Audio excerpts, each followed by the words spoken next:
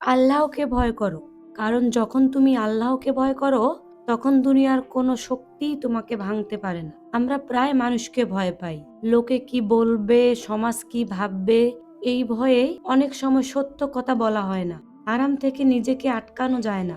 কিন্তু একটু ভেবে দেখো, যে আল্লাহ আকাশ সৃষ্টি করেছেন, যে আল্লাহ তোমার নিঃশ্বাস নিয়ন্ত্রণ করেন, তাকে ভয় করার চেয়ে বড় নিরাপত্তা আর কি হতে পারে।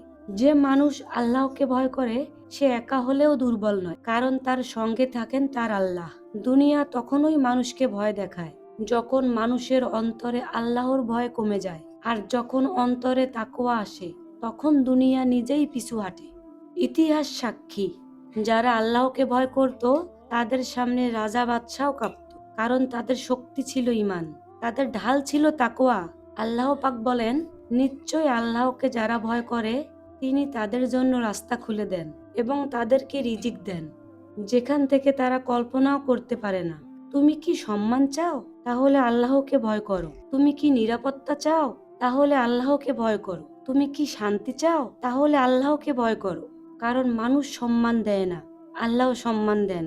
মানুষ রিজিক দেয় না, আল্লাহ রিজিক দেন। মানুষ জীবন বদলাতে পারে না, আল্লাহ পারেন।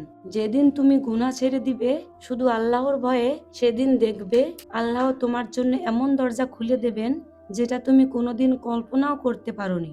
তাই আজই সিদ্ধান্ত নাও, মানুষকে খুশি করার জন্য নয়, আল্লাহকে রাজি করার জন্য বাঁচবে। আল্লাহকে ভয় করো, আর আখিরাতে আল্লাহ নিজেই তোমার রক্ষক হবেন। শেষ কথা, আল্লাহ আমাদের সবাইকে সত্যিকারের তাকওয়া দান করুক। আমিন।